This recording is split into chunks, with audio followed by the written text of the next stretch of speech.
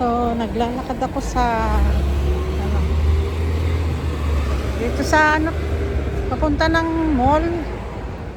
Ay, lumabas ako ng bahay. Matagal din akong hindi lumabas.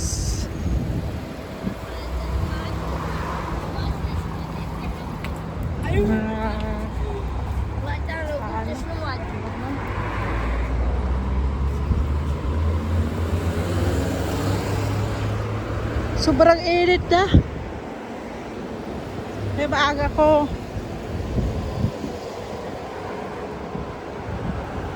Maaga ko umalis ng bahay. Sobrang init na ngayon. My God, anong oras pa lang? Anong oras pa lang? 8:10 ng umaga. 8:10 ng umaga. Kasi kung maano ka pa, mamaya ka pa maglabas, hindi mo na kaya yung ano. Hindi mo na kaya yung init. May hangin nga pero ano naman, mainit. Mainit yung hangin. Ngayon medyo ano pa, medyo malamig-lamig pa konti. Pero ano, pero mamaya, nako, mag-ano na yun, pangalan nun.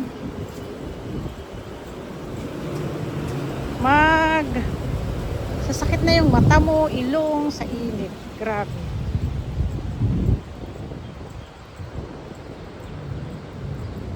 Kaya nagahan kong pumunta ng bahay.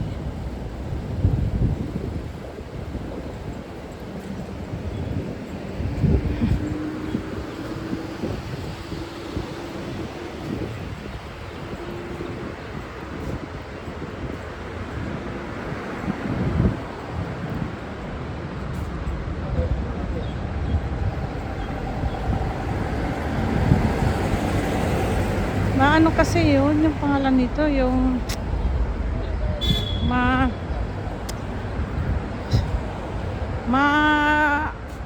ano ba yun? Humid. Minsan humid yun ang minsan nag-humid yan. Sobrang sakit sa ano yun, sa ilong, mata, tapos hindi mo maintindihan, pawisan ka. Kaya dito pagka summer, ang hirap kaya pag summer. Mas mabuti pa pag taglamig. Yun, pag taglamig yan. Mas maganda yung taglamig.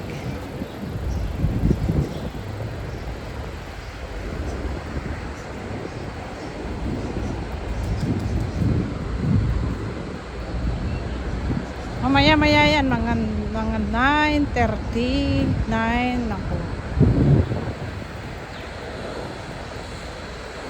Hindi mo nakakayanin yung ano, yung init. Yung init ba?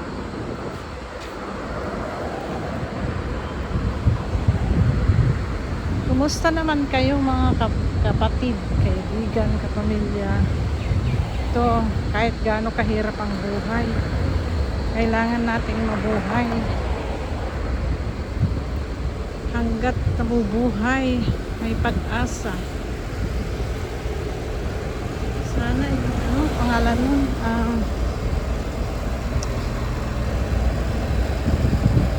Yung ating, ano ba, panahon, sitwasyon ba? Sana maging maayos palagi. Para lahat, sunod-sunod yan, ayos din ang ano. Diba? Kasi kung hindi siya maayos ang ano, sitwasyon ng ano, damay lahat. Bilihin. Lahat. Walang hindi damay. Lahat sunod-sunod yan na ano, tataas. Kaya panalangin na lang natin na maging magpapatuloy itong kaayusan, di ba? Kapayapaan ng bawat bansa. Alam niyo pagka ano, hindi ka mapapagod minsan sa trabaho, pero mapapagod ka sa panahon, sa paligid. Dagdag pa yung init ng panahon. Kaya sabi ko, ay, mahirap talaga yung ano ba, yung sunod-sunod na sitwasyon ay hindi maganda. Tapos dagdag mo na yung hindi rin maganda ang panahon. Oh, di ba? Sunod-sunod yan. Lahat damay. Kaya sana ano, maging maayos na yung panahon natin. Para ano,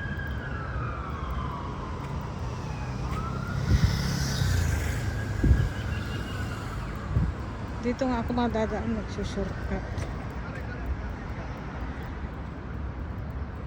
Magsusurkat ako.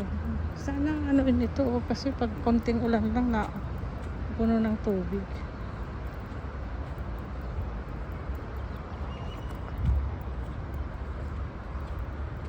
Kapagod na rin minsan yung ano, yung nandito sa ibang bansa. Kung pwede nga lang. Hirap talaga ng ano, buhay.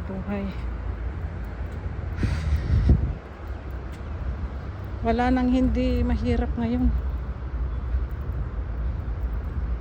Sana maging maayos na ang lahat, di ba?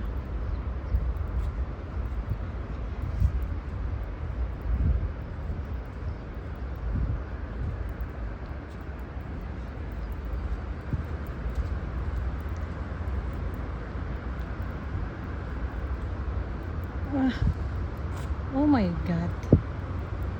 Ayan na yung init, oh. Kikita nyo, oh. Sobrang init na, diba?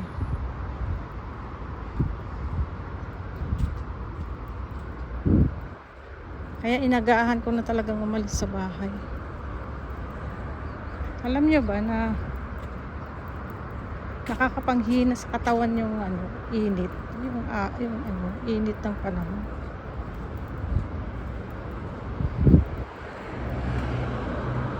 Hindi lang yung nagugutom ka, nanghihina ka, o problema ka, nanghihina ka. Ganon din yung ano, init ng panahon. Nanghihina ka rin. Ay, grabe ang motor, oh. Di ba kayo na ano yun, na yung natatakot na madisgrasya. Grabe yung patakbo niya, eh.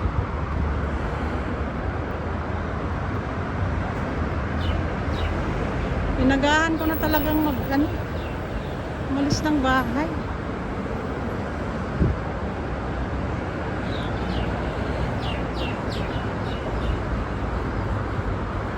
Minsan nakakapagod talaga yung ano mo. Buti pa yung medyo okay yung buhay, kahit hindi na masyadong, baka malaki pa rin yung ano, pagkakaiba, no? Malaki pa rin talaga.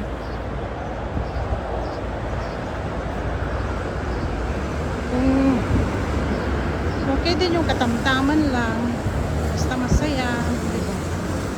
Okay din yung gano'n. Pero hindi na nga katamtaman ng buhay, hindi pa masaya. My God. Hirap ba? Hirap.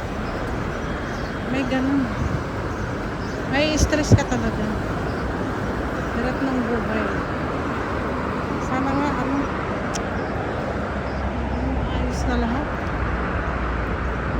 Ito, maraming Pilipino dito sa Dubai, sa UAE, maraming Pilipino.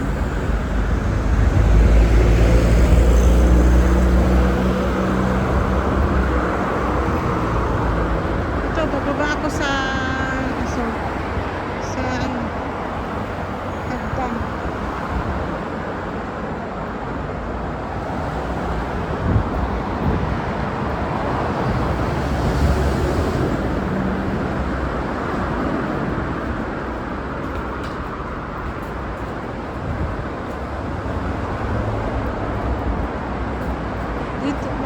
makita kang ano dito, nakapayong.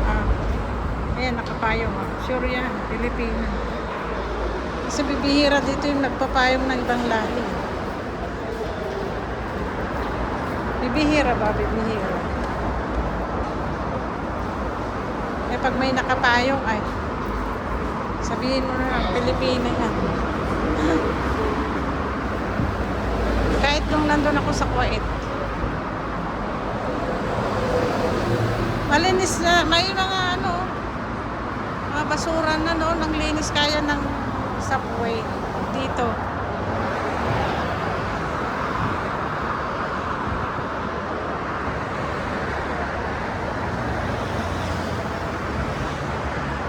Bukas na kaya yung ano.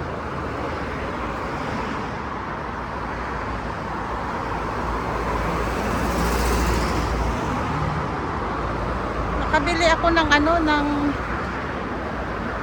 bulak.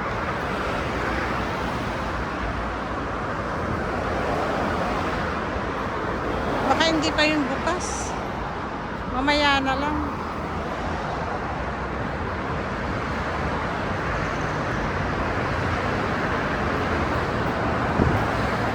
Mamaya na lang pag ano.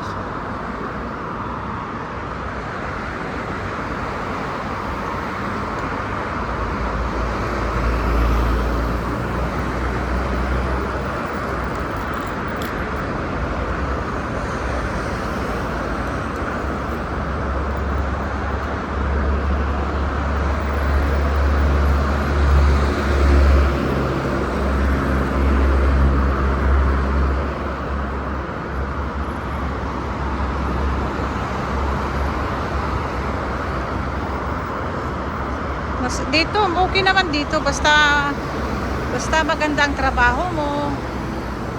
Malaki ang ano, malaki ang sahod mo noon. Okay naman dito sa ibang bansa. Pero kung pag sahod mo walang natitira, gipit pa rin. Ako. 'Yun ang hindi okay. Kasi wala rin, oh, padala ka pa ng pamilya mo dyan sa Pinas, so 'di ba? Wala, hindi pa rin okay. Kaya mahirap pa rin yung pangalan nun. Nasa ibang bansa ka nga nasasabi, pero hindi pa rin okay kung ganun. Mas okay pa rin dyan sa Pinas, basta may income ka.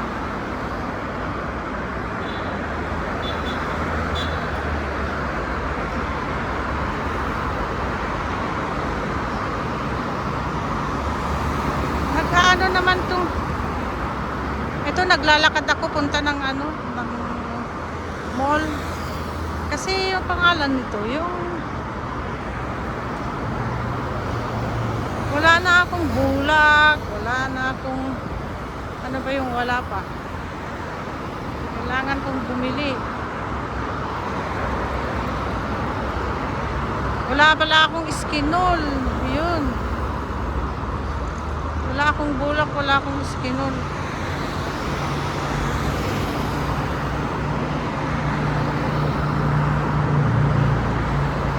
Kailangan ko. Hindi pa kasi, sana bukas na yung ano. Sana bukas na yung mall.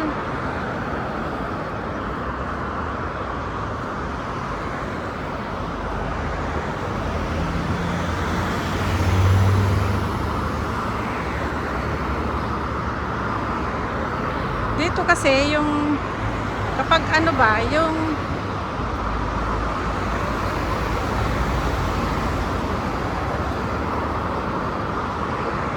mall, katulad din naman sa Pinas, mga 9, 10 ganun.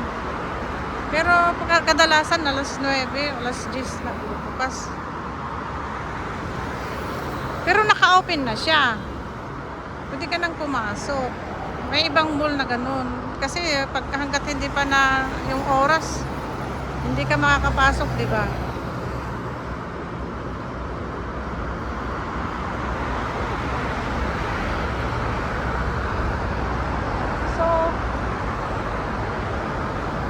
Ayun na kaya yung ano, yung pangalan nito, yung sinasabi nilang dito nga yung binabaha, ito parang tubig, parang dagat dito pagka umulan, parang dagat. Dito, punong-puno ito ng tubig. Naibabalita sa TV eh. Na ano, yung baha ba. Pinapakita nila to sa TV. Dito, itong ano na to, itong area na to. Mababa kasi, tsaka yung mga ano, mga drainage nila na ito, ganito. Wala yan. Minsan yung tubig, imbis na pababa, pataas. Kaya ang ginagawa ng gobyerno, yung sinisip-sip ng truck, may tangke ng truck. Sinisip-sip nila yung tubig para lang parang mawala. Kasi hindi naman kusang nawawala, baka abutin pa ng buwan bago kusang mawala yung tubig. Itong area na to, ito yung puno. Grabe, parang dagat ba? Karayan sa Ilocano. Yan, parang Karayan ba sa sa dami ng tubig dito. Kung umulan lang konti, maano na. Ewan ko ba ba't ganito? Siguro kung kagaya dyan sa Pinas na palaging nag-uulan, nako.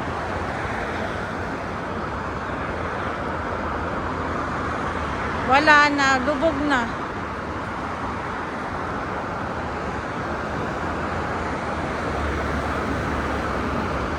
Lubog na ang Pero alam nyo, dito, maganda naman dito sa bansa ito. Maganda. Pero yun nga sinasabi ko, kailangan maganda rin yung magiging trabaho mo para yung sahod mo ay rin maganda. O, di ba? Kasama yan lahat eh. Kahit maganda yung bansa na kinalalagyan mo, kung ang sahod mo ay hindi naman maganda, tapos ang trabaho mo hindi maganda, useless, di ba? Tapos pag mo, kulang-kulang pa sa pamilya mo, useless, walang silbi yung Saan na ba yung mall na puntahan ko? Teka.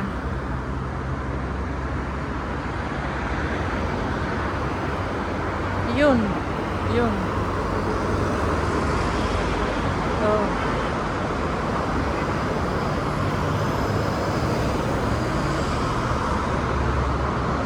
Dito sa Dubai, maraming malalaking sahod, matataas. Kasi magaganda ang trabaho. Kaya nga maraming foreign dito, mga taga-ibang nakatira dito sa United Arab Emirates. Kasi kapag maganda ang ang trabaho mo at sahod, masarap mabuhay dito. Kahit naman saan bansa, di ba? Kahit naman saan bansa, maganda rin. Depende nga yung trabaho at saka, di ba? Depende sa trabaho. Tsaka kahit nga nasa Amerika ka, kung ang trabaho mo naman hindi maganda. Oh.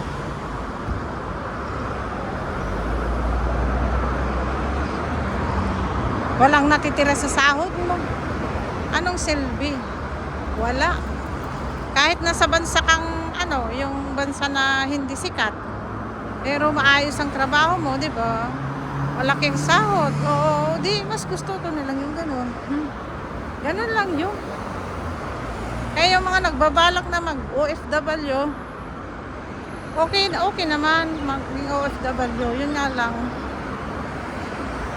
Sana kung maayos ang amo, o kahit makakaya natin yung trabaho. Basta yung magiging boss natin ba sa ibang bansa ay maayos din pag-uugali. O, di ba? Kahit maraming trabaho, makakaya naman natin eh.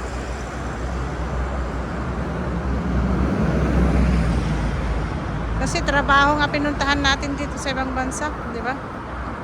Pero yung iba, yung kasi, may marami kasing bansa, kahit sang bansa, sortihan lang yung mabait ang amo.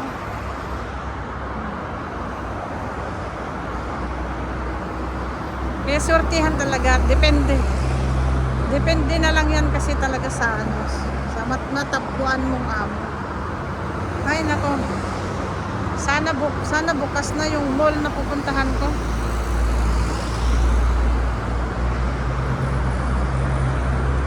Ano ko, yung mall na ano, puntahan ko.